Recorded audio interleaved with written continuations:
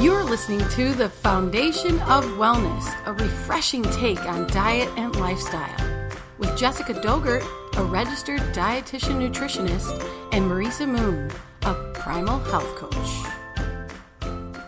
Before we start, I want to give Marisa a shout out for killing it at her Strength in the City talk last Sunday. Thanks. Yeah, so she had this packed house full of listeners, and her speech was so incredibly inspiring, you guys. I think what I really loved about her talk was when she mentioned to lead by example. So don't talk the talk, meaning don't preach or demand. Just walk the walk. Let others see how good you feel living a healthy lifestyle, and you'll become magnetic. People will automatically come to you for advice and help if they notice how much you are thriving. Did I interpret that right, Marisa? I think so. I really like the way you put that. It's about this experience that you're definitely going to have when you embark on change or you discover something that helps you with your personal growth.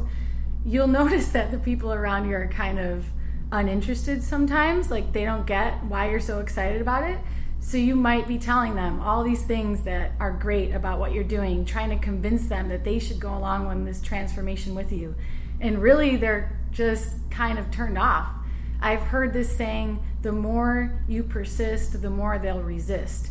So it's like you're getting the opposite result that you want just by pushing other people to get on board with you. That's why one of the most important lessons you'll learn on this wellness journey is to just lead by example. You want people to just explore and make their own opinion of it from a distance. They can watch you and see how great you feel, see the passion that you're living with, and trust me, they will come to you, and that's exactly what you want.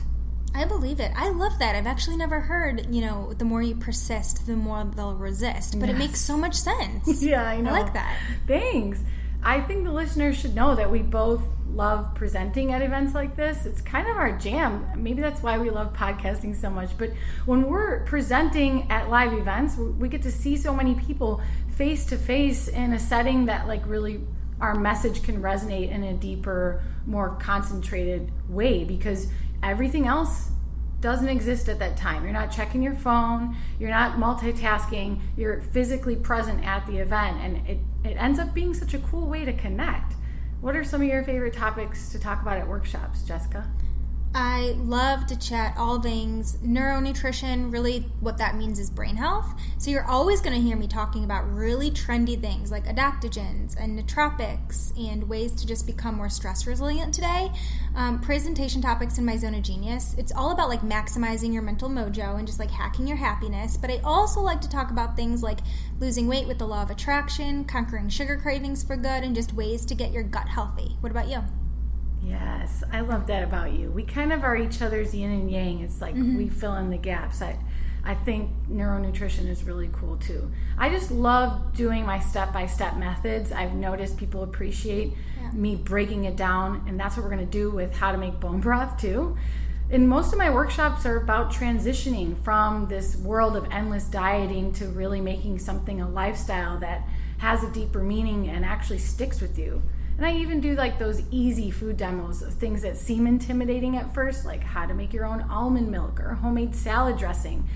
And it's all about supporting people in a change that may be a little scary at first. We don't like to leave our old self and our old ways behind, especially if it feels like deprivation. So doing a talk like that, I think, can be really empowering for people. If any of the listeners have an idea for a workshop, want to work with one of us, you can reach us at our emails. Mine's marisa@marisamoon.com, and Marisa is like Marissa with one S. And yours is? Mine is Jess, Jess, Dogert, Dogert @gmail.com. In last week's episode on fixing your sleep, I forgot to mention something. Those are some really great episodes about sleep. I hope everybody does listen to them. But just the other day, my husband was having this hang up where he just couldn't fall back asleep, and he's supposed to be sleeping at this time. He sleeps during the day, you guys. He's a night shift worker. And I said, I used to use this app called I Sleep Easy. It's the letter I, the word sleep, and then easy.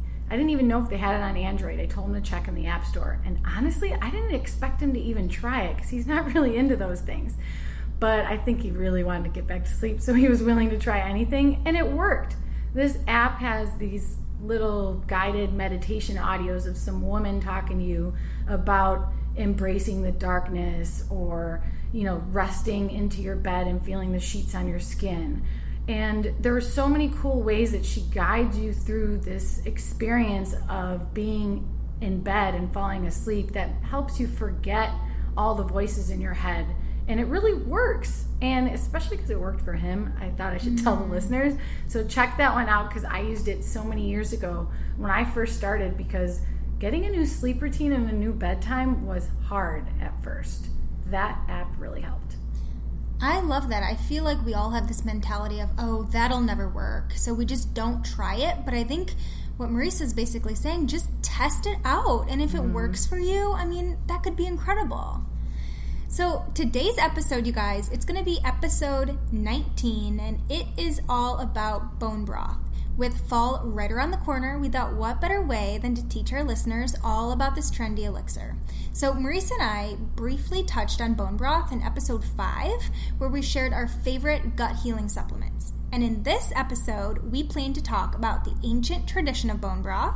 We plan to answer some listener questions, which is kind of new for us, and we'll even mention some of the myths and concerns with bone broth. And of course, we're going to tell you all about the incredible health benefits. Well, first of all, we should answer the question, what is bone broth? Bone broth is this ancient preparation of simmering the bones and different joints and tissues from the animal so that you can get a liquid that's super rich in nutrients and flavor. That way you're using everything that you would have acquired from the animal, not just the muscle meats and things that we use today. But we have to think about what's the difference between stock and broth and bone broth. Well, in the culinary world, stock is like a shorter cooked bone broth. Bone broth is typically cooked 12 hours or more, sometimes 24, 36, 48 hours. And stock in the culinary world is actually the longer version of broth when we're talking about culinary arts. And it's cooked for like 6 hours, maybe up to 12. I highly doubt most kitchens are doing that. But the stock is used as a base for all different cooking techniques and sauces. But a broth in the culinary world is one that has like more meat in it, more meat to bone ratio, because then you're getting even more flavor and you can season it and the broth stands on its own like a soup. I hope that kind of clears it up. Bone broth we're talking about today is almost like a medicinal food, considering how much stuff we're missing out on in the modern diet. Nourishing broth dates way back to the Stone Age, Jess, when people didn't even have a pot to cook in. Wow. They actually used hot stones from a nearby fire, and then they would add them in the abdominal pouches of an animal that they hunted. And that was like their only vessel that they had to actually simmer the water and mix up the bones and organs and herbs to make this, food nourishing liquid. Then when we were a bit more civilized, most households would have like a cauldron simmering over the fire all the days and all the nights. People would regularly eat from it and just add scraps and ingredients as soon as they acquired them, and the cauldron would just be burning at all times. And this is something that went on in every corner of the planet. You may be familiar with Hippocrates, who stated all disease begins in the gut. Well, he was using bone broth soup as a healing food as far back as 4th century BC. And chicken soup earned a memorable place in Jewish culture, considering it's known as Jewish penicillin. So broth, it's really served as this traditional folk remedy for just the common cold and flu and pneumonia and so many other infectious diseases around the world for thousands of years. Pretty incredible, isn't it? Mm-hmm. They actually used to call this type of bone broth beef teas and meat teas because it was used and sipped on like a medicinal food. And thanks to its high nourishment and healing properties and the fact that it could enhance digestibility, it was needed when people were sick or ill or undernourished. But today, unfortunately, much of this ancient and time-tested wisdom has fallen by the wayside. I think we can all admit organ meats and bone broths and fish eggs and even egg yolks for some people today and many other nutrient-dense parts of the animal have just disappeared from the modern diet for so many different detached and misguided reasons that come along with just westernized living. You know, our grandparents, they may have eaten foods like organ meats and bone soups, but chances are you don't. I specifically remember when I was younger at Thanksgiving, my grandpa would say the liver was his favorite part of the turkey, and all I would do is stick my tongue out at him in disgust. And it really just goes to show that our generation isn't used to eating those types of nutrient-dense foods, whereas back then I felt like it was totally normal to eat. Mm-hmm. And I think this has happened in large part because of the misguided campaigns against things like saturated fat. Think about those egg yolks and cholesterol and even red meat. That's funny. You just saying that reminds me of my aunt, one of my great aunts, and she would want the eyeballs of the lamb on Easter. And we couldn't believe that. And she said they used to eat the brains, and we were just like, what? Yeah, I know. I'm with you, girl, but it is true. That is the old way. Yeah, they knew that that's where important nutrients were that you couldn't get from elsewhere. Mm-hmm. Even today, faced with a fresh animal that they just hunted, hunter-gatherer groups, and other non-industrialized communities today will just make a beeline for the organs and the bones, and sometimes they'll even discard the modern favorites that we go crazy for, like the tenderloin or something that we might dish out all of our food dollars for. But the problem is that these now unpopular foods like organ meats and bone broths, they provide nutrients that work together. They work synergistically with the nutrients found in the foods that we commonly eat, like the muscle meats. It's difficult to obtain these nutrients that we get from organs and bones from any other food in the diet. All right, listen up. So this means eating not only the lean muscle meat of animals like steak or chicken breast, but also the organs, the skin, the cartilage, the bones, and the fattier cuts. So these parts of the animal contain nutrients that really do work best when combined with the nutrients found in muscle meats and other lean proteins. And guess what, you guys? Bone broth makes that easy to do. Yeah, and in this episode and the next one, we're going to really touch a lot on the quality of the animal that you're getting these cuts from. That just came to mind when you were talking about that, Jess, because the fattier cuts and the skin are only going to be nutritious if it was from a clean source. Right. So hopefully throughout this episode and the next one, you're going to get lots of tips there on how to make that possible and start prioritizing that for your family. Yeah. Bone broth is one of my favorite things. It's like something I just went crazy for when I was healing my GI tract. It's an amazingly soul-soothing, healing remedy that's easy to digest and packed with nutrients and strengthens the lining of your GI tract. It actually helps to repair damage from food allergies and leaky gut syndrome and supports proper digestion by holding in our digestive juices. And bone broth even fights infection, slowing down white blood cells that helps make you feel better faster. Yes, bone broth is so incredibly gut healing.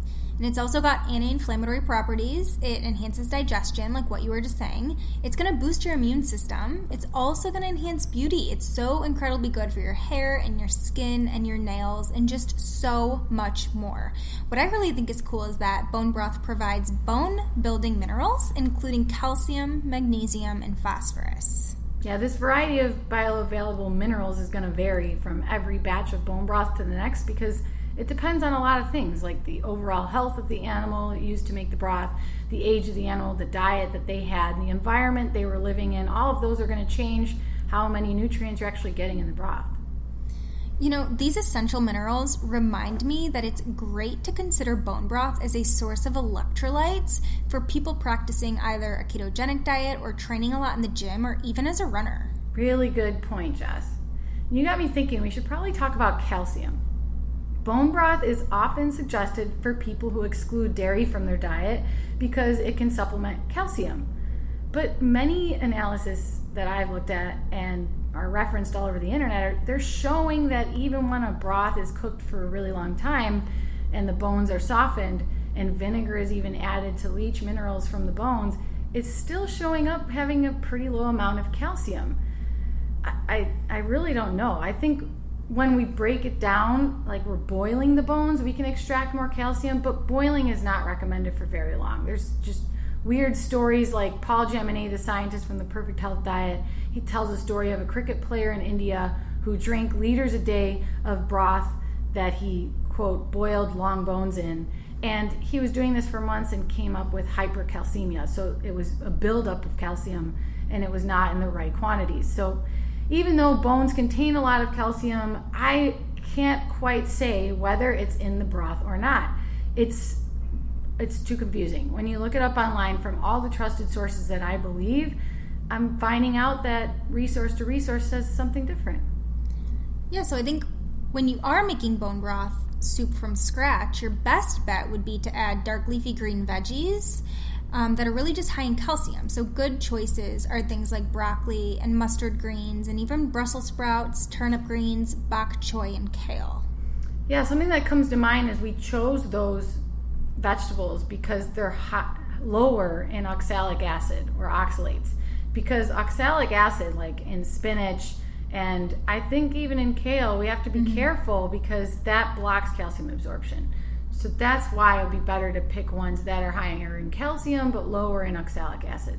But nonetheless, broth minerals are easily assimilated and they're present in the proper ratios that we need for bone building and stronger bones. That's not just calcium, you guys. That's phosphorus and magnesium and so many other things that exist in nature in the right ratios. And this collagen content in the broth helps to strengthen our bones and resist fractures. So altogether, it's huge. Yeah, I love how bone broth is just so bone building. But as a bonus, these minerals are really going to help you with energy production, which may be a really great way to just switch up your morning coffee habit. I love that idea. I was shocked how much that really helps because I quit coffee quite a few times, and bone broth in the morning was just everything. So good. Yeah. First of all, it's like you're greeting the day and you're happy to see it, But besides that, it makes you feel amazing. Is it kind of energizing? And I was even putting green coffee bean powder in there when I was introducing caffeine back in my life, but I wasn't making pots of coffee at home. And green coffee bean powder is high in antioxidants and gives you a little caffeine boost, and you can't taste it. So there's a lot of cool ways you can implement the broth to replace your coffee habit. I love the idea. I mean, I feel like it really became popular in New York a few years ago to just have bone broth as your morning coffee replacement. It's a really trendy thing to do, but it's also really beneficial. But the cool thing about bone broth is that it also contains an amino acid called proline.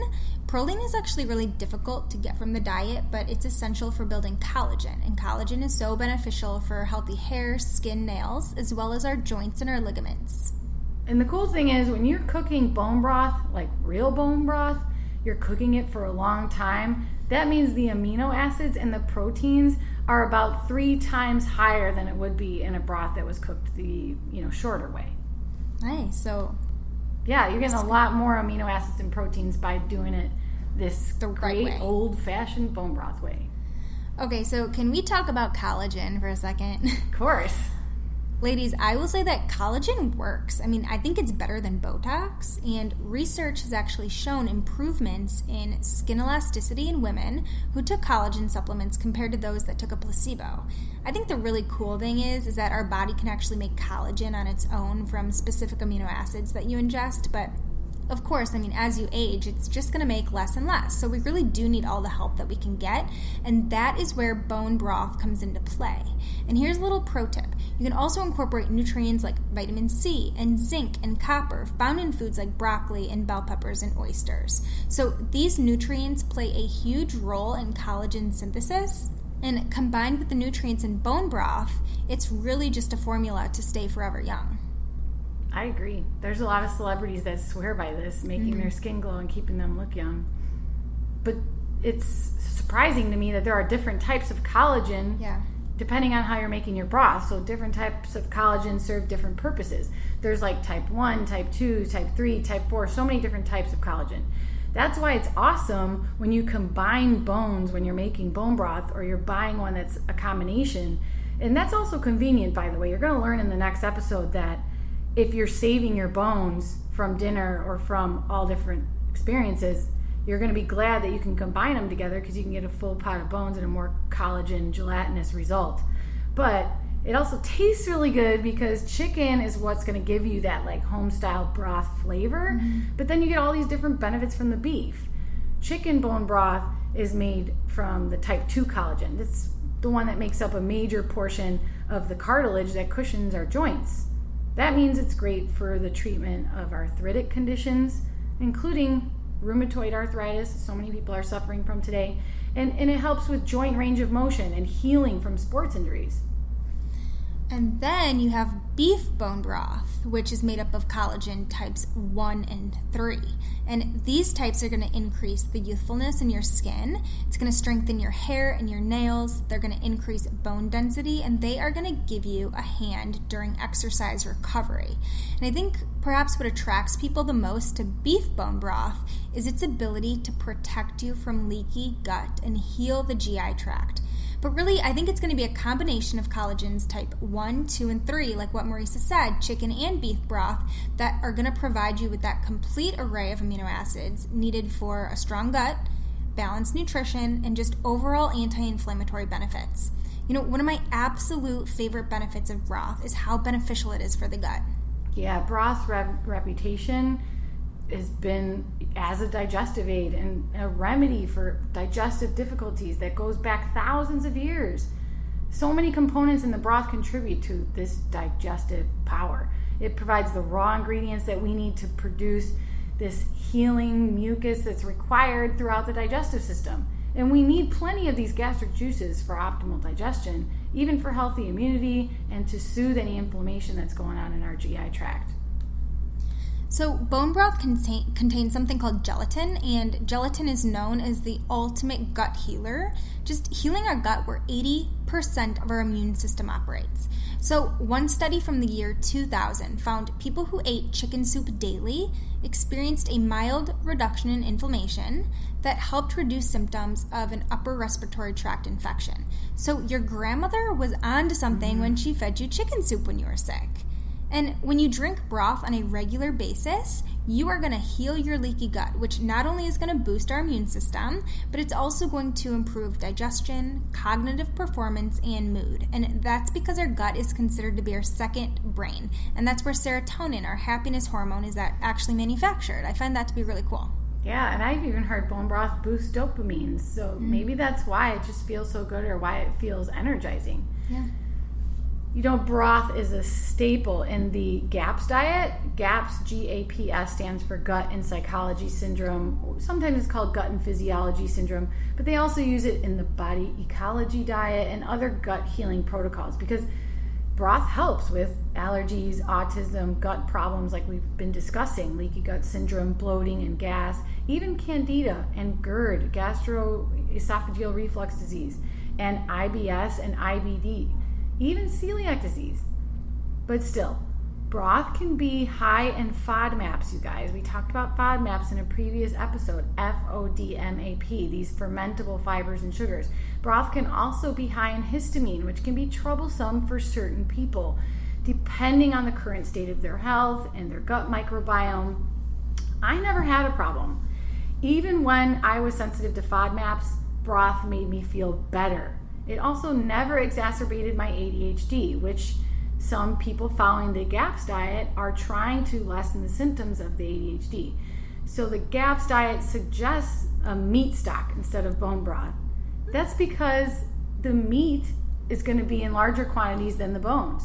When the bones are in there too long, or it's cooked for too long, that's when the histamine levels get high. So if you have neurological issues like seizures or tics or ADD or anywhere on the autism spectrum, for instance, because this meat stock, a shorter cooked, more meaty stock, will have a lower concentration of glutamic acid or free glutamates, which can excite our brain cells, just like artificially added MSG, monosodium glutamate. It literally excites our brain cells to death.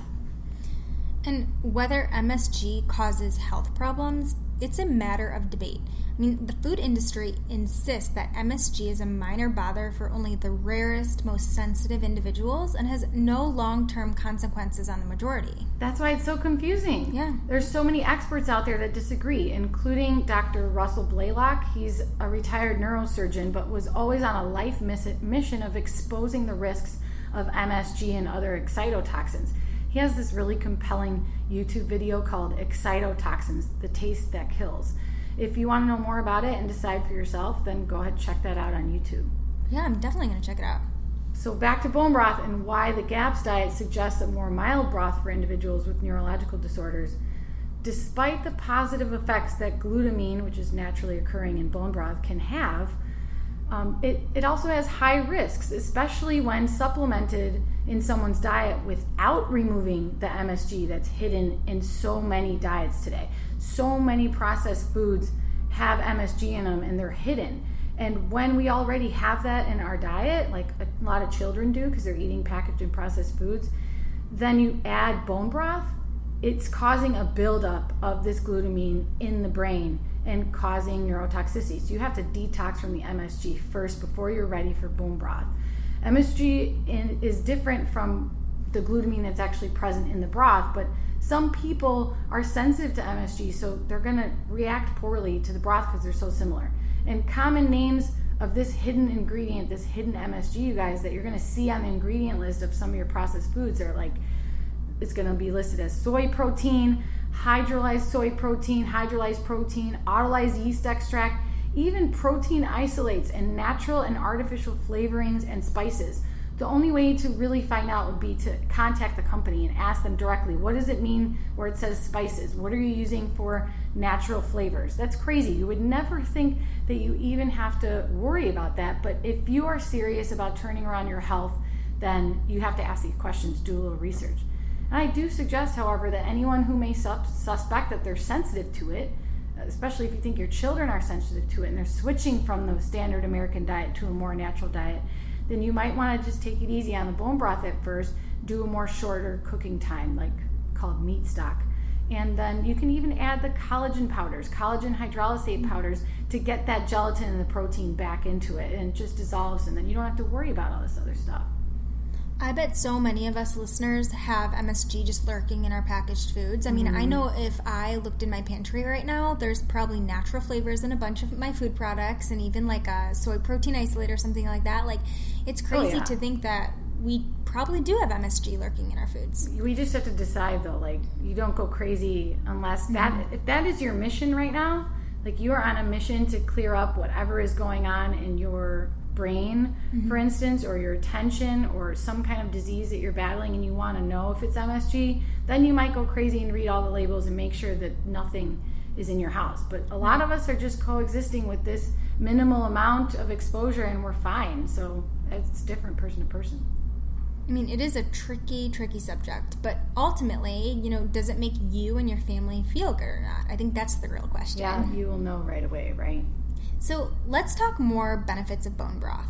It also contains the amino acid glycine, which is involved in detoxifying the liver, and it's also necessary for the body to make glutathione, which is one of the most potent antioxidants that we know of. So antioxidants, as a refresher, they just fight those nasty free radicals that lead to inflammation, and we all know that inflammation is going to be that root cause of chronic disease. What I love is that bone broth also helps us sleep better. A lot of research has shown that glycine found in the bone broth is going to help improve sleep and also just ward off fatigue. So each 2-cup sippable serving is going to contain 18 grams of that muscle repairing protein, and athletes actually drink bone broth daily for joint repair. So in one study on athletes, subjects taking collagen had less fitness related joint pain than those taking a placebo. So bone broth also happens to be filled with electrolytes, which I think I mentioned in the beginning. So if you are a fitness buff, it could be a really great post-workout treat. And it's so convenient. You can just bring it in a travel mug and it's already hot, so it'll last all day and stay hot and be ready for you. Pretty awesome. I put it in my coffee mug, like my travel mug. It's perfect. You guys, bone broth is super easy to make from scratch. You just got to get over a few like mental barriers or get the right ingredients, and that's why our next episode is going to teach you a step-by-step method, because it's actually easier than you think. And I'm even going to teach Jessica, we don't have to overthink it. I've made it a million times, and I've been down that road before where you're contemplating every possible recipe and scenario and wondering why one recipe does this and the other one does that. And I'm going to teach you that it doesn't really matter. Only things that matter are a few basics, and we're going to get there. Yeah, I'm excited for it. So how about we dive into some listener questions? This is going to be really fun. Okay, so the first question is going to be from Rosemary, and she asked, are the commercial brands just as healthy as making your own? Well, I will say nowadays, with it being so popular, you can find it pre-made at your local grocery store. So, of course, I think an ideal situation would be to prepare it from scratch. But you can find it at the grocery store. I really like the brand called Bonafide. It's found in the freezer section. Or I really like the brand Kettle and Fire. So that's going to be found in the soup aisle. I really like how Kettle and Fire now sells soups made with the broth, like tomato soup and butternut squash soup and even chili. Yum. Yeah, there are some great brands out there. I can't say for sure if I know that they're going to be as healing as the homemade stuff, but I do know that Bonafide and Kettle and Fire are making it the old-fashioned way, and that they are using grass-fed, pasture-raised bones. So that's a bonus. It's just, if it doesn't gel in the fridge, if it doesn't gel in the fridge, like literally like Jell-O, I want it to be the consistency of Jell-O. It's not going to be watery. Then it doesn't have those collagen fibers in the same context. But I've learned that when it's cooked under pressure, that those collagen fibers can shorten, but they still give us the same building blocks in our body. So it's up for debate if you want to take that risk. But it's way more expensive to buy quality bone broth in a store than it is to make it yourself. So keep that in mind. And a lot of those brands that make regular broth will now have a carton that says bone broth, and they're just jumping on the train, you guys. I would not buy any brand without looking on their website or on the package somewhere to find out if they're making it the old-fashioned way. You want lots of bones and connective joint and tissues in the cooking liquid, not just bones, or some of them will add like chicken flavor or just chicken. Like, you need to know the details. Otherwise, it's probably a hoax or it's not worth your money. Not to mention that the cartons probably have some lining, BPA, or something on the inside. I mean, there's so many things to consider here about why something that you make from home is going to be safer. I mean, most of those are sold in cartons or in plastic. We don't know if they put them in the plastic while it's still warm. There's so many things to think about. If you're buying it here and there, no big deal. Don't panic, but keep it in mind. And I really like how you mentioned the price too. You know, we think just because it's really convenient, I'll pay whatever for it, but it really does add up if you want to add it to your diet consistently. I know Bonafide is like $10, right, and it's 2 cups right there. Yeah. So it's just a smart thing to do to just make it on your own. I buy it sometimes when it's on sale because it's so convenient to just have, but I definitely wouldn't have that as my only bone broth. There's no way. It would be way too expensive. I couldn't do that. So let's move on to another listener question. Carlotta asked, I've seen different brands that offer mini cups for a midday snack or breakfast. Any in particular quick buys that you would recommend? Well, it's really great to have it as a snack or something to sip on throughout the day. It helps with digestion and it helps you with a boost of energy, and you get extra nutrients, which is probably the most important thing for people today because we're all running around and we're not eating balanced whole meals except more than once a day maybe, and we don't cook a lot from scratch, so we're missing so many nutrients. And that's what it's like, kind of like a supplement when you have broth as something you sip on throughout the day. And I know Carlotta, that listener, lives in Chicago, so she definitely should head over to High Vibe, because High Vibe in River North, there's one inside the Merchandise Mart and another one in that same neighborhood.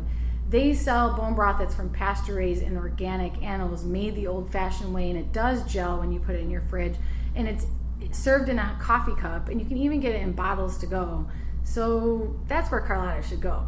Oh, it's so good because they hack it even further with a little bit of coconut cream and turmeric. It's delicious, and it is kind of worth the money. So, you know, I always thought that Epic was a really good brand just because they have those ready-to-heat glass bottles in the refrigerator section of grocery stores. And, you know, what I always used to love was that they even had like an AIP-friendly version. And I know that a lot of people are really focused on, you know, fixing their autoimmune conditions. But their website even states that it's so high quality. And, you know, we look online at these forums and they declare that it's really not as good as, you know, the Epic brand is stating it is. Plus, like you said, it doesn't gel. So I think that's a really big red flag. Yeah, I don't know if it's worth your money, you guys.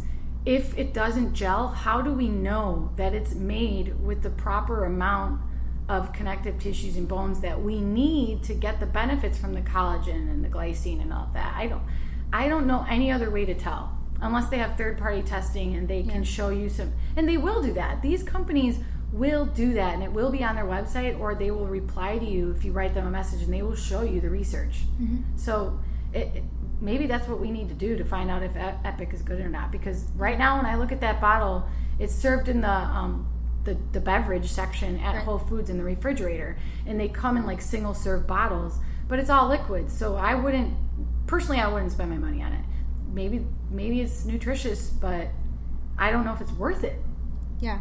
So really, I think moral of the story, if you are buying it from the grocery store in the refrigerated section, just make sure it gels, because I think it's just a really good sign that it's really top-notch, high quality. Yeah. So another listener question, Andrea asked, what is the difference between a bone broth made from beef bones and beef stock? And the difference between, well, kind of like we were talking about in the beginning of this episode, I'm sure Andrea will have a better answer now, but bone broth, I'm glad they started calling that when this trend started happening, because we need to be able to tell the difference. I've had chefs comment on a post that I made about bone broth and say, it's stock, we've been doing that forever, it's the same thing. And I'm like, well, if you're cooking yours for 24 hours, or you are using it for itself, like not as a building block for other things, but as a medicinal food, yes, it is the same thing. But most chefs are making broth and stock under 12 hours.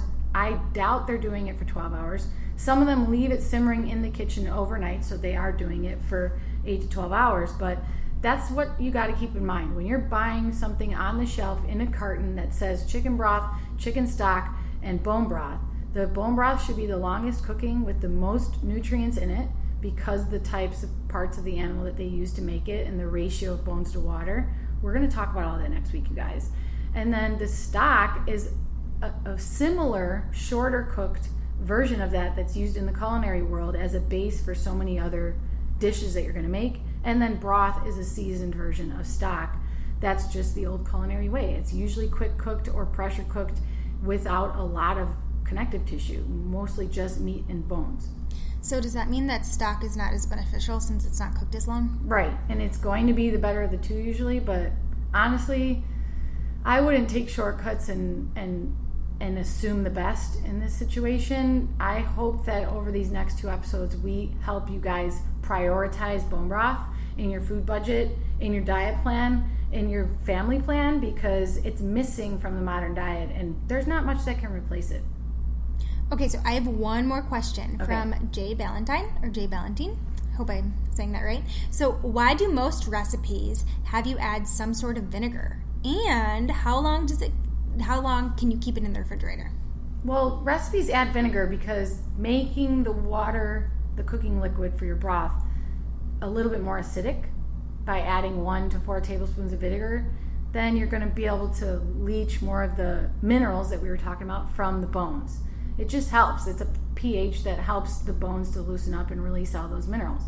That's why we don't add salt during that phase. You don't want to cook and create the bone broth with the salt, because salt makes it alkaline and the vinegar makes it acid. So that's the pH direction that we want to go. And then she asked, how long does it keep in the refrigerator? Well, we'll talk a lot more about that in the next episode. If it's broth with the fat removed from the top, you probably shouldn't keep it longer than 5 days, because the histamine levels go up pretty high. But it's so easy to freeze. I'll also teach you that in the next episode. But you can keep it in the refrigerator a lot longer if it's homemade and you have a nice thick layer of fat across the top, because the fat solidifies right on the top and blocks air and bacteria and things from getting in to the liquid. So it kind of creates like an airtight seal, and you can keep it in there for probably a couple months. I've never tried to go longer than a month because it weirds me out, but pretty sure that's a preservation method. So I mean, I think it'll, if you make your own bone broth, it'll be pretty easy to drink up within just 5 days. I know. It's that good. Okay, you guys, so here's a little bit of a recap. Bone building calcium, skin repairing proline, detoxifying glycine, joint building collagen, and digestion soothing gelatin all combine to create a superfood stocked drink designed for whole body benefits. So stay tuned for next episode where Marisa and I will chat and teach you how to prepare bone broth from scratch. Be sure to share our episode with a friend. Anyone that wants to learn about the benefits of bone broth, someone making bone broth at home, because I'm sure in this episode and the next one, they're going to walk away with some pretty awesome tips. Thanks for listening, everyone. Bye, guys.